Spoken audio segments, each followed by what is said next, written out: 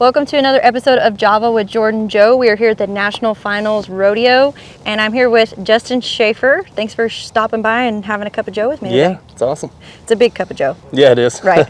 We're also going to give 4 of these cups to all 4 of his children. Man, awesome run last night. You come out, first time to be on the heading side, of the chutes. You've been here as a hazer before. 3.9. I was standing up cheering, screaming for you. So was the rest of the Thomas Mack. 14,000 under your belt. Talk about that run. It was awesome. Everything I would hoped it would have been, for working as hard as we did to get here.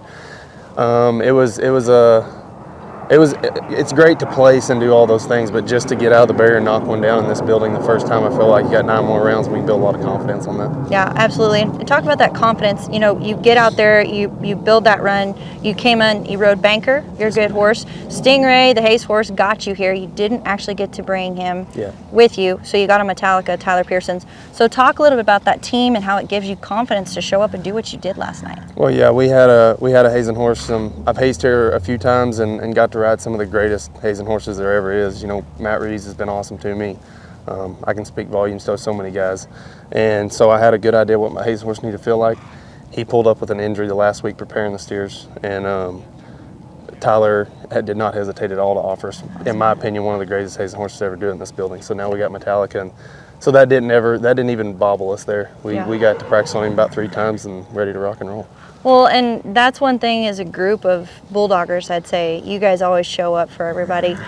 I want to ask a little bit about the hazing. You've been here. I think hazing might be harder than bulldogging here. Talk about what it's like, the team aspect. I know Tucker Allen, you guys haze for each other. So talk about that team aspect and what goes into making it all happen here at the Thomas and Mack. Well, I think for me and Tucker both, we asked each other and made sure that that's what we wanted. That's what we did all year, was haze for each other. But we both know what we're going to get every go. There's not a second thought.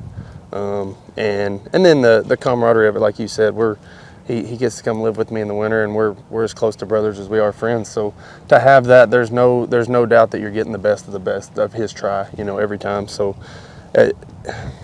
you can't replace the confidence that goes behind that. And when you get to do it every day with each other, it's just like taking repetitions.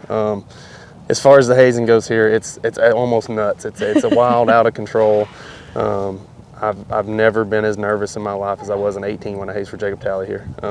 That might have helped me bulldog last night, honestly. It was so much better to not have all the pressure on me and me just to get to run one. Yeah, absolutely. Well, and I think confidence is you're just getting to run one. You're not thinking about your horse. You're not thinking about your hazer. Like you said, you know what they're both going to do. Yep. So talk about Banker and obviously Stingray's your haze team, but Metallica.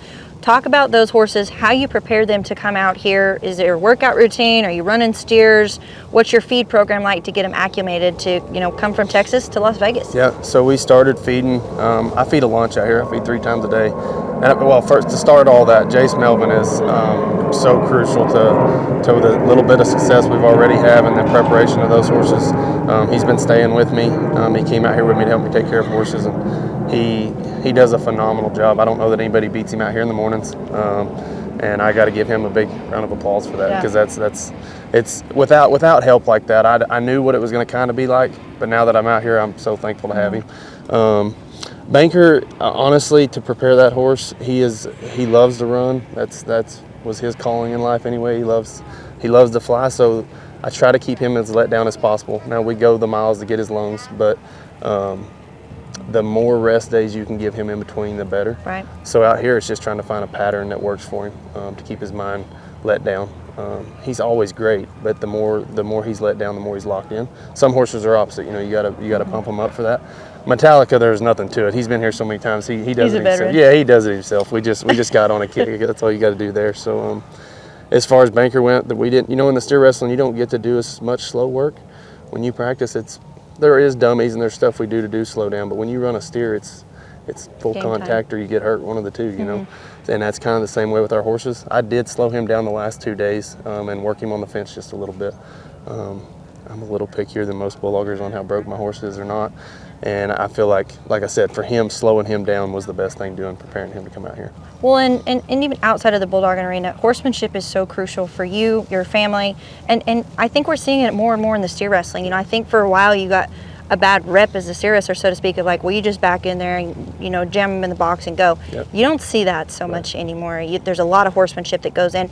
So what else do you do other than steer wrestle to these horses to get them here?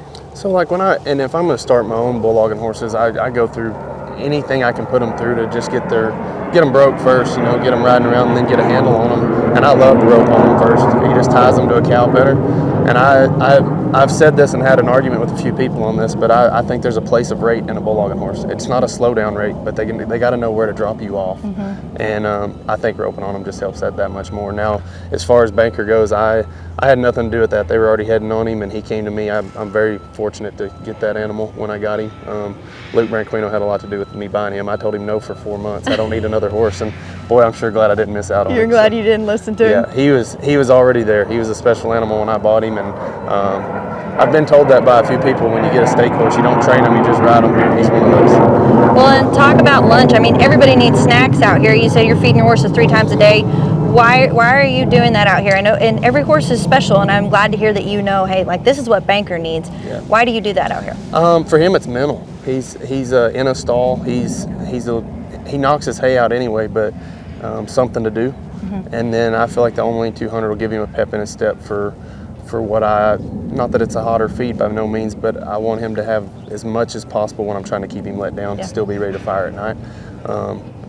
And maybe it's a little bit mental for me too. I don't know, but he likes the program. At home we were mixing it in with the strategy I feed, and every horse is going to like a little sweet feed in there. And I give a couple great products that I like to blend it with. So that was my point for launch out here. And then standing in a 10 by 10, like I said, it's mainly mental for them. Yeah, well, and I think it's like you said, it's mental for them, it's mental for you, but when you come together and you get on, you got to have that confidence to show up and do your best. I want to talk a little bit about your family. Your wife is the sweetest human ever. I don't know how you got her to marry you. No, I'm just kidding. But she made a post when you made it to the NFR. She says, starts out with "Thank you, Jesus." If you guys haven't read it and listened to it, you need to. Talk about that post. It talks a little bit about, you know, you've done this the last 11 years of your life, and you finally made it to the NFR. What was the difference this year? Well, you're going to bring up faith first, and that's been my 11-year journey is I think walking in that and learning so much myself and growing that way.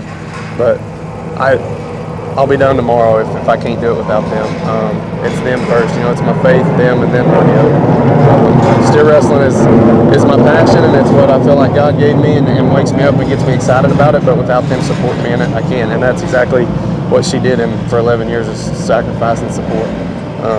And did it without a bobble, you know. I mean, everybody has their struggles, but there was never a waiver of what she thought I should be doing, and the support she gave me there. This year, they got to go with me quite a bit until the girls went back to school, and I told her, I said, I don't know that I'll ever go again if you don't come out there. You better just buckle your pants because we got to go. We're going on the road. Yeah, I would have to credit a little bit of that to my sanity and being able to just make my runs and not worry about getting home to them, and they were with me, so I just had to go enjoy bulldogging. Well, and I've seen as an athlete myself, the steer wrestlers are kind of starting this movement so much, but you guys are really grounded in your faith, and you're encouraging other men to be strong leaders in their faith, and it's starting with your group, and it's expanding throughout rodeo cowboys and cowgirls. So talk a little bit about that. So I got to give one of my steer wrestling mentors to start, but Rope Myers, if you don't know the man, you need to, because he is a leader in faith in my life that way, you know, somebody to look up to, and it's been he's just been part of my journey since I was little, since I started steer wrestling. And he just sent us something here a few days ago on your identity and how that works, and we passed that around and moved on. But the only reason I'm touching on it is because I've told Jace, you know, it's a road you walk to get to where you're going. It's not about being perfect tomorrow and being who you are today. You know, it's where you're headed with it. So, and the identity touches on that a bunch. The stuff he sent us on that.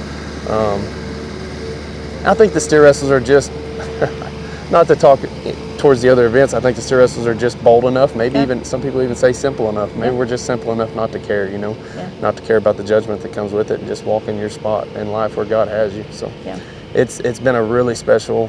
I told my wife this. I didn't think I'd tell very many people this, but this year they had a prayer message I didn't know about for me.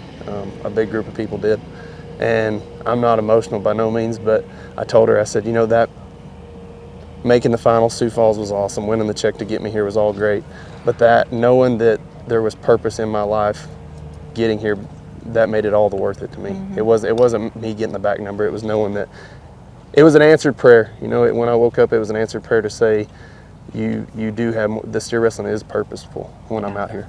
Well, So, and it's you can see it radiating, you know, through you, and it's going out to so many different people, and you're reaching them. So that's awesome. I'm glad you shared that. It's impactful to everybody, whether you know it or not. So one last question for you. After all this journey, you go back, is there anything you'd go back and tell your younger self? What would it be and why? For me, it'd be slow down, enjoy the process. I was ate up with everything I did. You know, Billy Ettenbyer's still my hero.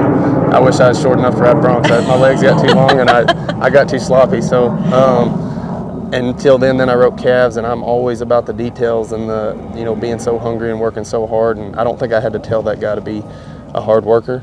I'd have just told him to slow down and enjoy a little more of it. This year I was okay with my run, no matter what that would be, and just excited about the next year. And I think in my past it was all, I let the process get a little overwhelming. Yep. Until that got to slow down a little bit. Well, I love it. Well, congratulations on your first National Finals Rodeo Qualification. Your purpose in being here as a steer wrestler. Do the best you can the next 9 rounds, and thank you for joining us for a Cup of Joe. Thank you. On Java with Jordan Joe. Yes, ma'am. Thank you. Thank you.